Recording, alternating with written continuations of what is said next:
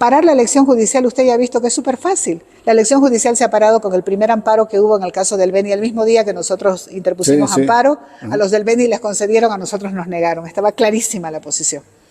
Por si acaso, nosotros no tenemos sentencia todavía, en el caso nuestro.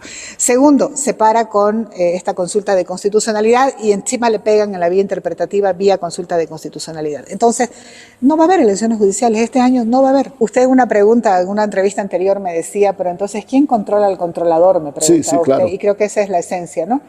Mire, el Tribunal Constitucional, de acuerdo a las previsiones de la propia Constitución y del Código Procesal, dice que sus sentencias y decisiones son inapelables. No hay recurso ulterior pendiente. ¿Ok? ¿Está bien?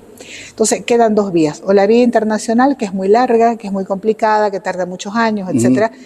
Pero hay otra vía, que es el referéndum. Porque finalmente, encima de ese controlador constitucional, ¿quién está? El constituyente originario. Claro. Para suspender la aplicación de la Constitución, usted necesita reformar la Constitución. O sea, quiere decir usted el ciudadano, ¿no? Claro. Usted, yo, la señora que está vendiendo. Cualquier persona, ¿no es cierto?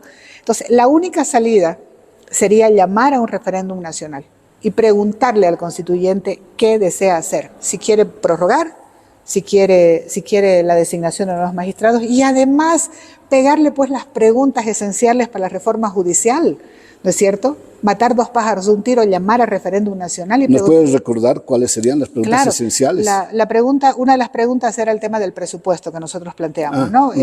Establecer en la Constitución un presupuesto del 3% para que el órgano judicial pueda tener, ya no negociar con el órgano ejecutivo. Una independencia económica, digamos, que es lo que ahorita no existe. Sí. Segundo, el otro tema era la creación de un ente autónomo, idóneo, solvente, técnico, para la preselección, es decir, quitarle la competencia a la Asamblea Legislativa Pluri y pasársela a una Comisión Nacional de Postulaciones que nosotros le habíamos puesto ese nombre. ¿Por qué? Porque no tengo ánimo de defender a la Asamblea, pero el tribunal le puso condiciones exacerbadas que no ha podido cumplir. Pero además la Asamblea se aplazó, Iván, se aplazó en este proceso de preselección. Porque, a ver, se dijo negocien. ¿Y qué hicieron?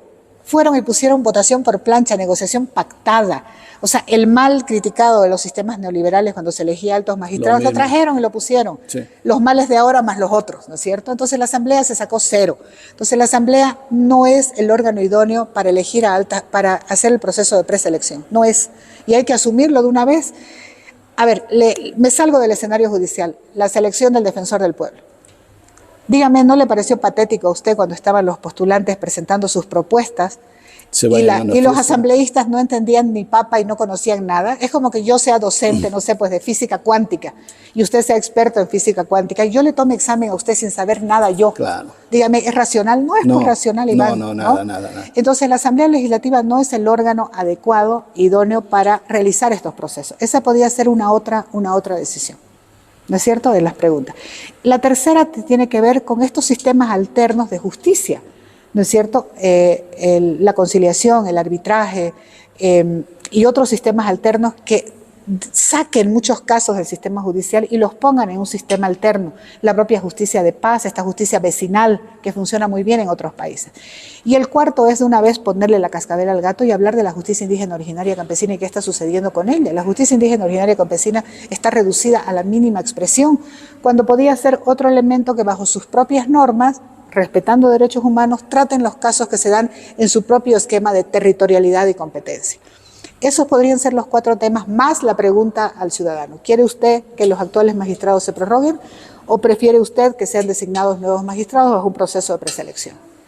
Esas podrían ser las preguntas. Y ahí es el constituyente originario superior al Tribunal Constitucional, superior a la propia Constitución, el que decide qué se hace.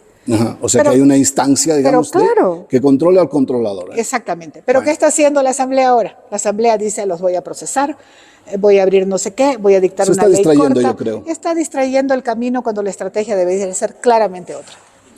Después ya no tenemos prácticamente la Asamblea Legislativa en plenitud de sus atribuciones, porque utilizan a este instrumento de nueva dictadura o autoritarismo, que es este Tribunal Constitucional, para anular, inmovilizar y bloquear el trabajo de la Asamblea Legislativa. Ya nos han inmovilizado y anulado la facultad de interpelación y de la censura. Nos han anulado la atribución de legislar para viabilizar las elecciones judiciales. Cada medida que se tomaba en la Asamblea y que tenía el objetivo de llegar a concretar las elecciones judiciales a fines del año pasado o hasta febrero de este año era sistemática y reiteradamente saboteado, bloqueado e inmovilizado por estos magistrados autoprorrogados, obviamente marionetas del gobierno de Luis Arce, por orden del gobierno de Luis Arce. Pero me parece que todo esto estaba fríamente calculado, ¿no? De que no se lleven adelante las elecciones, ¿o qué sospecha usted? Sí, fíjese, yo adelanté hace más de 6 meses atrás de que se venía la autoprórroga con una decisión del propio Tribunal Constitucional, porque en esa época los analistas especulaban que se podía venir el decretazo.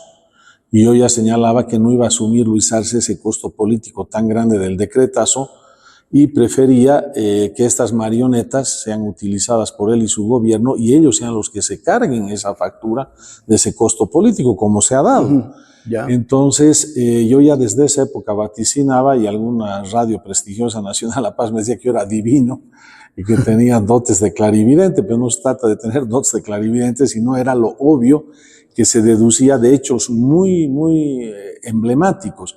Fíjese que de manera reiterada y sistemática hacían observaciones por goteo, ¿no? Porque si usted tiene un tribunal constitucional que es decente con el país y si quiere realmente contribuir a un buen proceso de elecciones judiciales, ¿qué es lo que tiene que hacer Iván ese tribunal constitucional? Hace meses atrás, cuando hubo la primera oportunidad con ese fallo de la Sala Constitucional del Beni, debería haber rayado la cancha poniendo todas las cartas sobre la mesa. Claro. Decir, miren, para que haya una buena elección, de acuerdo al Tribunal Constitucional de Bolivia, se necesita cumplir de la A a la Z. No había problema, que nos hagan 200 observaciones. Nosotros las hubiéramos corregido, las que sean conducentes, pertinentes, y hubiéramos ido adelante con el proceso y ya hubiéramos tenido autoridades elegidas por el voto popular. Pero hacen unas observaciones primero con esta Sala Constitucional del Beni. Dejando abierta, digamos, la puerta. Dejando abierta la puerta para ir por el goteo. Después pasa el tiempo, ¿no? Se pierden meses ahí y viene la sentencia que exige los 2/3, ¿se acuerda? Sí, ya claro. del Tribunal Constitucional, Claro. directamente. Y en este fallo de los 2/3 dicen, dennos una ley por 2/3, ¿no? Que sea consensuada y van adelante las elecciones judiciales. Ellos pensaban que era tan poco tiempo que nos dejaron disponible que no íbamos a poder hacer una ley por consenso. Logramos hacer que la propuesta que yo presenté como Comunidad Ciudadana en la Cámara de Diputados, la presentamos también en el Senado y sobre esa base hacemos el consenso. Conseguimos 2/3. Entonces se quedan totalmente descolocados estos autoprorrogados y se inventan otras observaciones con la Declaración Constitucional 049. Dicen, no solamente se trata de ley, ahora ya también de qué se trata. Se trata que muy pocos días para la impugnación de un postulante inhabilitado.